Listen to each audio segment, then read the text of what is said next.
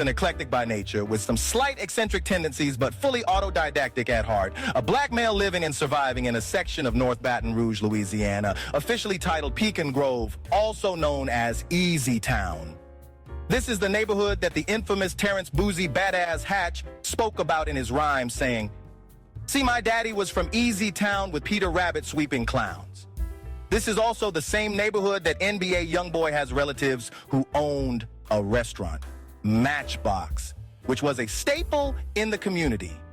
This is the exact neighborhood that housed the Capitol High School that gave us Simone Augusta, the female basketball player of the WNBA. So I'm saying I was born and raised in the same neighborhood that birthed Nussie and the DFC family. The same neighborhood with a long, rich history and culture, and definitely a lot of stories. This story in particular goes back to the mid-90s, and I was an older teen going into young adulthood, forced to either adapt and overcome or get swallowed by the concrete pavement that we call the street.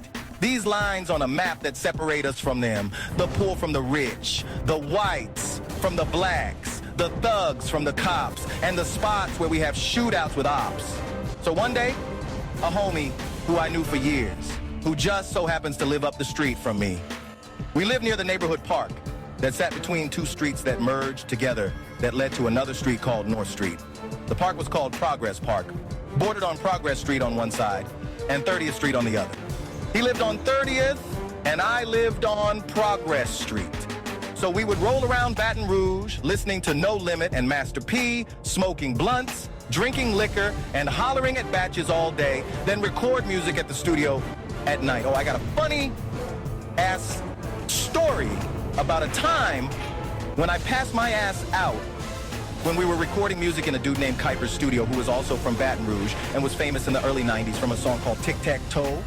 I was in the booth, in the middle of rhyming, and blacked out because we was drinking shit like Mad Dog 2020 and some shit called Cisco back then, but I will do a video on that story if I see a request for it in the comments. But anyway, this one particular night, we decided to go across town to some other nigga's hood to shoot dice. I only knew him and none of them other niggas that was out there. He just so happened to have a cousin out there, but it was one of those distant cousins that he rarely sees. He would see him or randomly run into him like every 2 to 3 years. You know how that can be when motherfuckers are in and out of jail. But this is a cousin he's not really tight with. So we hanging out shooting dice, and of course I lost my money. And I'm just not pleased that I lost to total strangers, which had me thinking, fuck this, I'm about to lay this bitch down. So I quietly and slowly got my boy's attention to get him to step away in private so I can tell this nigga my spur-of-the-moment plan to put all these niggas on their bellies while I pull everything out their pockets, shoes, socks, and everything that was on the ground. So we in the house carport area that's on the right side of the house, which means it's easy to get to the backyard from that side. I finally get my boy back there and tell him I'm about to get it in on these niggas, and I'm gonna run off through the backyard, then jump the fence to run towards the corner store. By that way, if they chase behind me, he can run to the car, peel off, then come meet me on the back street so I can hop in, then get ghost. So, obviously, this nigga scared and don't want to do it. After convincing him I will give him half the money, then he decides to go along with the plan. So I'm already strapped with a big-ass chrome .357 revolver with a black grip on it. This .357 is also attached to some other street stories too, but that's for another day. Now I tell him to go ahead and start walking to the car, which is parked on the side of the street, directly in front of the house, about 100 feet or less. These niggas still loud as fuck, all caught up in the dice game, not paying attention to me, as up that big bitch on them. When they seen that steal, them niggas immediately went down to ground and got holy all of a sudden. They had to face a shock like where the hell that big bitch came from. So I proceeded to take what belongs to me and bounced. I meet my nigga around the corner as planned. We dip.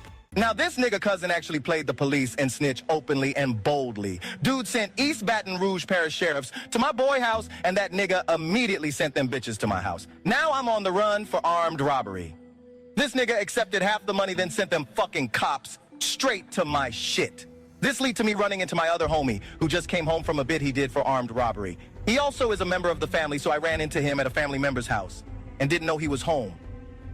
We both was looking at each other like who this nigga is in my people house. And he looking at me like, damn, this unknown nigga just walked in on me slipping. So I told him who I was. Then we both realized who we both were. We both knew of each other and heard about each, but never actually seen each other. So mind you, I'm on the run for robbery and he just come home from prison because of robbery. So what the hell you think we did after that first encounter? Yelp, we became jack boys and instantly clicked. Because he came home to nothing and was down and I didn't have nothing to lose. As I was facing serious time, I figured I might as well crash the fuck out and stick up everything moving, and he on some I need to get on my feet money. So, we began to do a lot of crazy but yet fun shit. Wild and crazy shit that you couldn't do today with all this technology and cameras everywhere that sees everything. So it's about a month later and I successfully dodged 12 for a whole month. I end up running down on my boy, or shall I say my used-to-be boy, and I strong-armed his ass out of Blinkley for snitching on me. I had a close homie and business associate that was well-connected with prominent people in the city. He was a member of the Nation of Islam, but he was also a low-key hustler. Nigga had big bread, too. He set me up with his Jewish attorney who had pulled in the 19th District court system. After 3 stacks and old boy cousins writing a statement and affidavit, I was able to get charges dropped in that fucking sheriff who was hell-bent on throwing my ass away off my ass. This motherfucker actually called my aunt's house when I was briefly staying to see if I was there. He called around 3 in the morning and I'm talking to this dude not knowing he called just to see if I was there. After that call, I immediately levitated out that bitch. I come back about 15 minutes later and it's police mammy surrounding the place. I got the fuck on. But thanks to my Muslim homie, I was able to close that chapter of my life. But I did continue thugging with my stepper until I ended up joining the U.S. Army to escape all of the heat I had accumulated on my ass, and he ended up going back to jail during the same time. I got more stories leading up to me joining the Army, so put it in the comments if you are interested in hearing it. Now get the fuck out my face, motherfuckers.